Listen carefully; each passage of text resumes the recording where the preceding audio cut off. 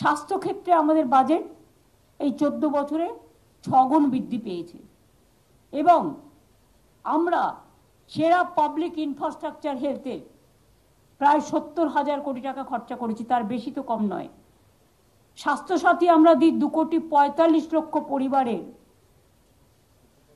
2,45,00,000 পরিবার, মানে একটা পরিবারে ধরুন 2 জন থাকতে পারে, 3 জন থাকতে পারে, 5 জন থাকতে পারে।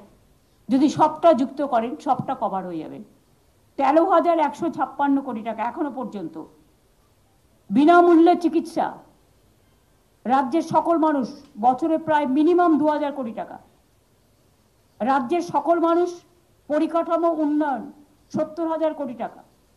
শিশু সাথী 64,000 শিশু যাদের আমরা হার্ট অপারেশন করে দিয়েছি বিনা পয়সায়, সেখানেও খরচ হয়েছে 307 কোটি টাকা। স্বাস্থ্য ইঙ্গিত টেলিমেডিসিনের মাধ্যমে আমরা স্বাস্থ্য ইঙ্গিত দিচ্ছি, চিকিৎসকরাও খুব ভালো কাজ করছে। 7 কোটির বেশি মানুষ চোখের আলো বিনা পয়সায় চশমা, এবং চশমা দিচ্ছি এবং চোখের ছানি অপারেশন করে দিচ্ছি।